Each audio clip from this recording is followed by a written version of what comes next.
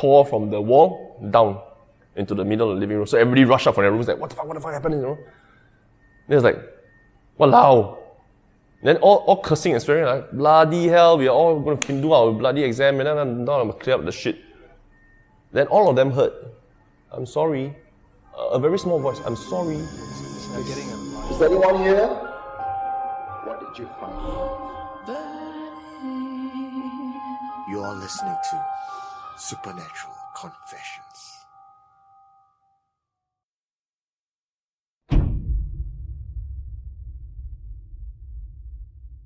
Yeah, so second incident was this was interesting because this one we have actually we did have CCTV footage back then, right? But recording the behaviors of all my staff. So it was very funny also. So we were at 369 Jalan Besar, right? This was at the start or rather the beginning stages of the restaurant and the microbrewery business that we were in, right? So I don't know about the others lah, but when we first hired this whole bunch of employees, one of the sous chefs was a little bit religious. So he said, hey, something here lah, something here, you know. So I said, whatever lah. I mean, me and my brother, we were there during the renovation phase where it was just empty. We were there at the top floor with just one small light, just to do our work, you know. And into like 9 p.m, it seemed okay. Right? Although same thing, you find your mind playing tricks on you. That's what we think lah, right? So second floor was a little bit eerie, although it was quite packed, right? Okay, so the point is when it came to somewhere during the second year of the 7 month, all right, that's where the interesting things started happening because we had a door, right, where we can access from the main corridor, the public access walkway to go up the stairs. Right, staircase now, this time on concrete lah, smarter. Concrete and all that, you can see the whole entire, so it's quite a flight of stairs. And this door had this access window that you can see, right? And it's those typical hinge lock. And it opens inwards, okay? So, a couple of times we arrive, I arrive earliest in the morning, so I'll come in the morning about 9ish, I'll find that the door is open. Then I'll just type in a group chat lah, hey, which idiot worked last night never lock the door again. What if the rats come in, the cats come in, don't know what nonsense, right? So I said, no, we lock. I was like, nonsense. So I never really go and verify until it got me pissed off, like 3-4 times happened already in that week. So I said, okay, let's take a look lah. So I went to the CCTV footage and went to take a look. Right. Yes, they did lock it. Or at least they thought, because on footage you cannot see very clearly or at least maybe they thought they locked it. That's my argument. I said, okay, never mind, you all try your best lah. Make sure push, double check lah, you know. And so the hinge should be locked on it cannot bend, right? So you should be able to, you know. So then there was this morning that I came in. I was damn sure. I opened my main shutter first to the ground floor unit. And then I came out, I went to check, hey, lock. Cool. Then after that, I walked out, went to do my thing, just maybe 15 minutes, I came out, wanted to take a smoke, right? I saw the door open. It was just halfway. I was like, okay, this is nonsense. So a lot of logical things came out, you know, maybe the bus drive past, then vibration, and you do feel the vibration, right? You can feel the ding, you know. So I thought maybe it unhinged the door. Even though it's a fire-rated door, quite heavy and everything. Sure. So I was like, nonsense. So I tried lah, you know. I closed, I lock it again, I tried, yeah, I target it, you know, and everything. Okay, then it passed, nothing happened. I think a few mornings later, the same thing happened, but it was the opposite way.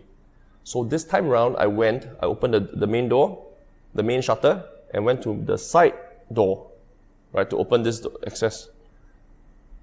I put my key in, I could turn down the lock, turn down the handle, I push, I can open. I cannot open. So it's the, I push, yeah, and I thought something stuck behind. So my access window, so I went down and I looked, clear. And I tried a couple of times. Cannot. Until finally when I was really forcing it, I was like, fuck this, man, push. I pushed it, then it let go. So I was like, okay, this is interesting. So I was watching this footage with my brother, on and off. What the hell can this be? Right, and we had the camera right at the top of the stairs, pointing down. Nothing, zero. You tried the hinge, the technical side of things. Yeah, everything. It's just nothing. There's nothing visual or nothing that we can prove that there was something jamming the door. We checked everything, nothing. Because everything, okay, what? You cannot just suddenly just... So, that night itself, we received, so I left already. So, the time we were happily open until about 12:30, 1 o'clock. So, the guys were doing their cleaning, and there's this one dude. So, I received a text from the manager, Ivan, something happened. I said, we saw something. I said, what do you mean by you all saw something? What exactly something? What do you exactly saw? What do you exactly see? So they told me that that somebody, while cleaning upstairs, they heard a knock on the window. And this window is the same thing like Jalan Saya, like Sai Awi. It's the same thing. Co-join units and everything else. But the best part was the next door unit was empty. Okay, and my next unit, there is no way you can climb over to tap the window. Alright, so this window is sealed. Right, it's sealed to the wall one. Okay, there's no opening, there's nothing. So the only way you want to do is for some idiot to climb out, go to the kitchen, unlock the bars of the open kitchen, just exactly as Ayawi, and climb out and knock. Alright, but he was the only one there, upstairs, cleaning there, and he heard a knock. So I saw on the CCTV footage, he just looked up, he looked at that, then he freaked. Right? So then I saw the next scene was two more guys went up. They went into the kitchen, the toilet area, same thing, long alley. Then they were like looking. So this was now an angle change, right? Now I have a camera just above outside the toilet, looking at them through the access doorway down the staircase. So I saw them look like that. Then they looked at out of the window, where the bars are. They were like trying to make out whatever that is. Then they the eyes open in bewilderment or surprise, whatever, and they freaked out. So I asked them what exactly did they see. They said that they saw somebody sitting on the roof. And the description was, I don't know. Until today, I don't know. I feel that there are a couple of loopholes here. If you really want to argue it down to the details. But yeah, so they were saying that same thing. So what the guy, when he was sweeping the floor, saw was he saw somebody, because it's a frosted glass, you can see the hand, the impression. Like a silhouette of a hand. But with the color, everything, you can see it's a different color from the background, because from that window out, even though it's frosted, it's just to nothing. It's just black. Dark, right? You can see somebody tapping, and then somebody went over and left. So he was like, of course he freaked out. That's one. Then the other two fellas saw, she's still working with us till today, right? Was this lady seated at the top of the roof, right? And that is on the neighbor's side. Yeah, so from there, everyone they started doing prayers already, yeah. Then we was like, okay, I'll do whatever prayers you all want, as long as you all feel comfortable. And this same lady, who is my head chef, Sarah, she always tell me, when she go upstairs in the morning, when she opens the shop herself, she goes to the toilet, she'll take her morning shit or whatever, and smoking. And somebody will always try to force open the door. Right? And I said, no wind draft But there's no way to wind draft because it's open bars, there's no pressure change, nothing. Even if you open, there shouldn't be pressure change. And even if it's a pressure change, it should be a one-time tung. But this is a tung. And then she would go on the handphone and see the CCTV. Nobody outside. So she always, from then on, she don't dare to go up. So that's the two experiences. I think along Jalan Besar, that's actually quite interesting for me. Yeah.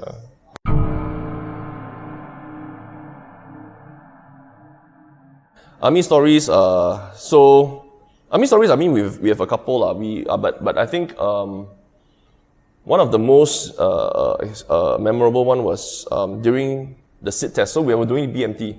So I was in school too. Taurus company. So I got a very good friend who can verify this because we were doing the guard duty together. So during the sit test, for some of those folks who don't know, you are basically pulled out from your bunks, you go into the wilderness and you camp out for a good 7 days or so, or 5 days or so, whatever, whichever batch you come from. So ours was 7 days. And we had to march from location to location. And usually one of these places that was very iconic, even in the army days, right, is where they always meet this lady pushing a cart selling nasi lemak, and then you get the money back is leaf one or something like that, right?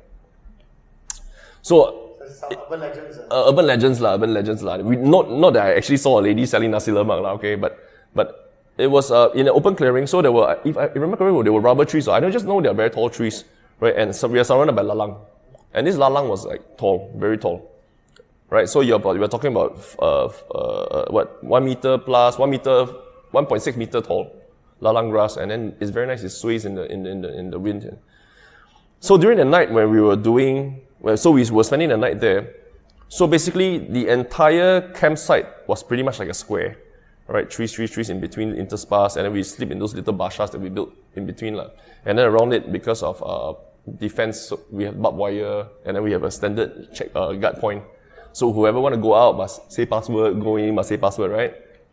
So guard duty, sentry guard duty, you're supposed to go out to that one way in, only entrance, exit, right? At the front, and you have to patrol around the sites lah.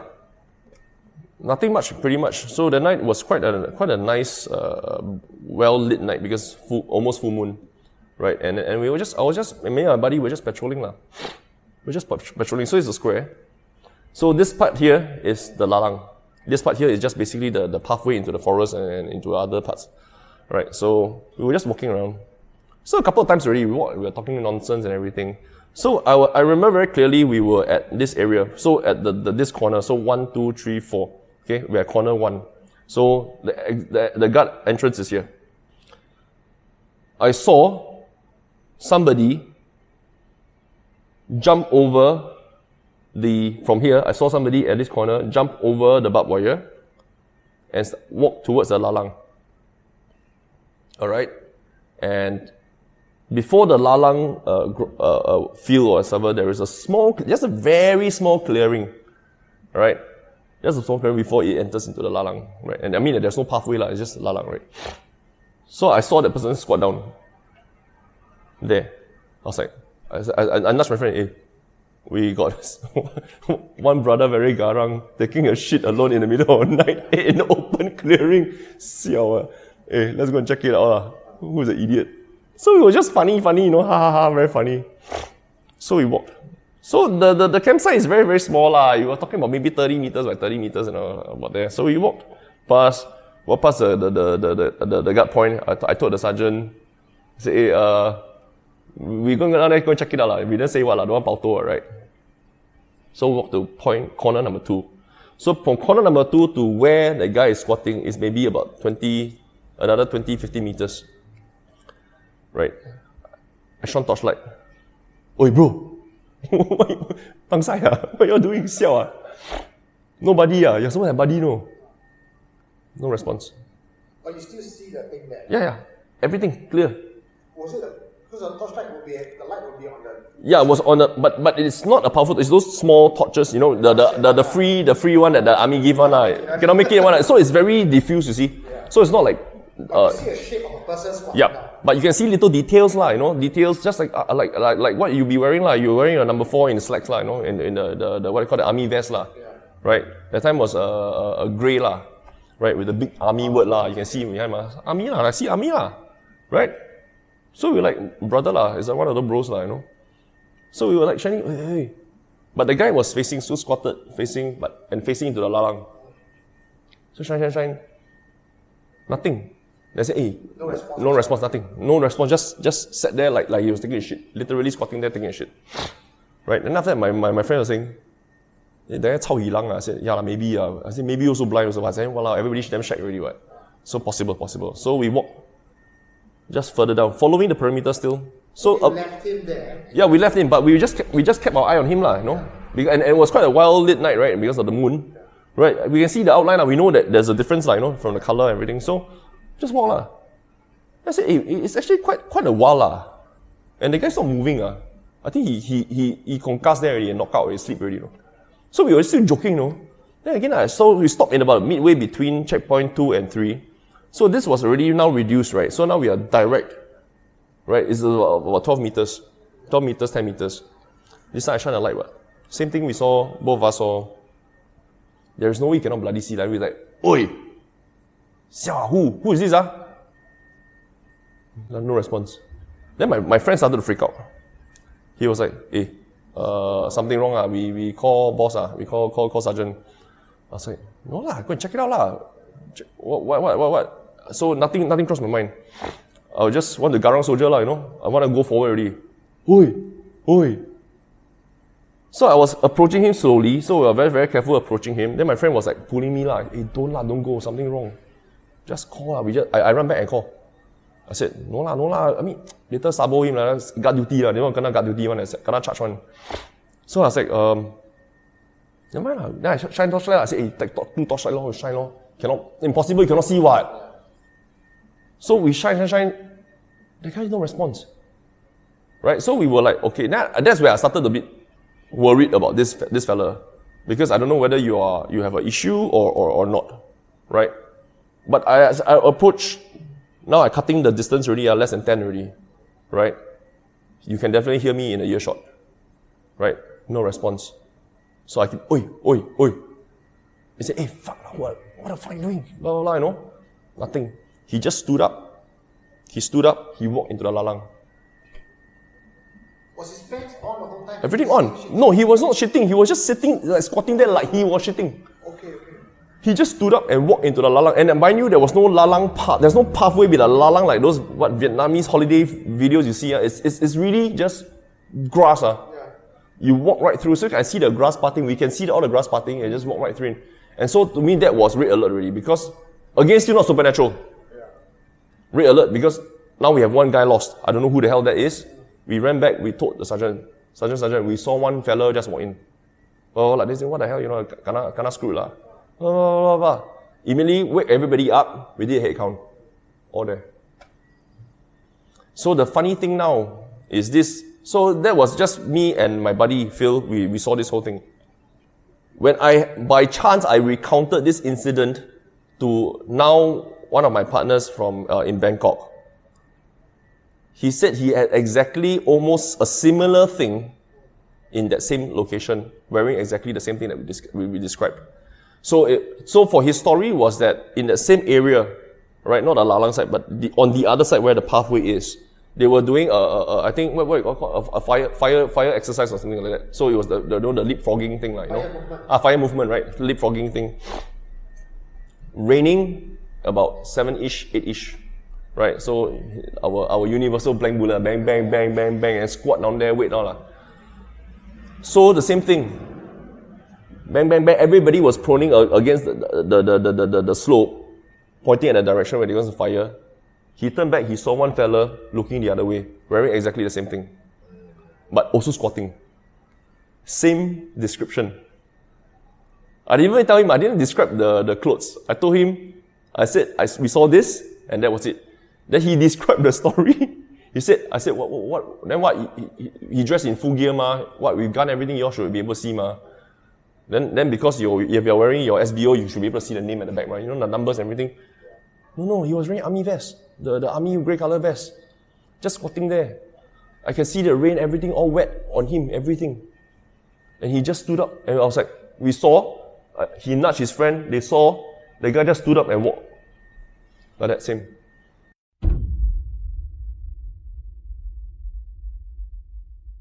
I think the last story, which I find it very bloody cool one, was actually shared by my friend, or rather my superior. So my art director at the time, he shared this story, and I know the individuals who were involved because we hang out at the agency to drink, to party and all that stuff. So he graduated from New Zealand in this place called Wanganui, right? Which is where at the northern tip of New Zealand, if I got it right. Right. So they all go to the same school, right? And they all live in a frat house, like they live in a house together. which was actually quite, I would say, rural. Cheaper, ma. Right, so when it comes to certain things, like for example, change of seasons, they have obviously clamped down, closed the windows and everything else.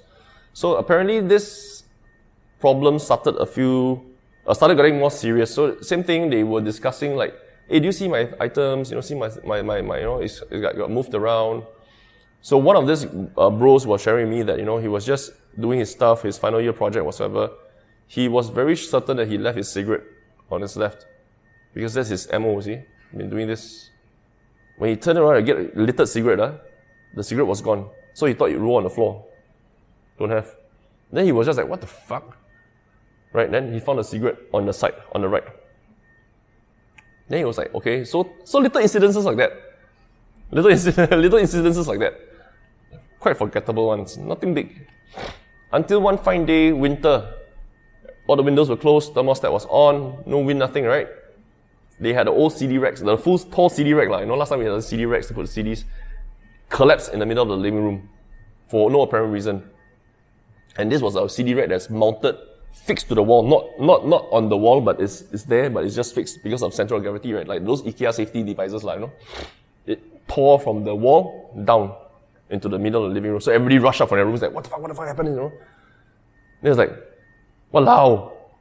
Then all cursing and swearing, like, bloody hell, we are all going to do our bloody exam, and then I'm going to clear up the shit. Then all of them heard, I'm sorry. A very small voice, I'm sorry. That was it. And they were like, okay, never mind. Just get your shit done and continue. Okay? That's it. Nothing hurt, nothing happened. After that, peace and quiet. So a few weeks later, after exams and everything, got the results, they were like, hey, party, cool, So they went, I was told that they actually went to a bar, quite secluded, within the township. So this bar had their urinal outside one, like those our old kampong days. So you have to walk a little bit distance and go out. So they were at the bar drinking, partying, Then this other friend, he needed to take a piss, So he walked out and went into the John, the water closet. So it was quite a distance, And he went to pee, pee. Then the door behind him opened. Then on his side, this little kid just walked right in and he was peeing. Just peeing. Then he was like, weird. Why would there be a kid here? Not right, what? And there are no other bars around here or restaurants around here. Why would there be a kid here? There were no kids in the bar, what? So the moment he came to that thought, he heard a voice say, I told you I was sorry. He bolted, that's it. And that was the last of it I heard already. That's the end of the story. So that was the best, coolest story I ever heard. What did you find? You are listening to Supernatural Confessions.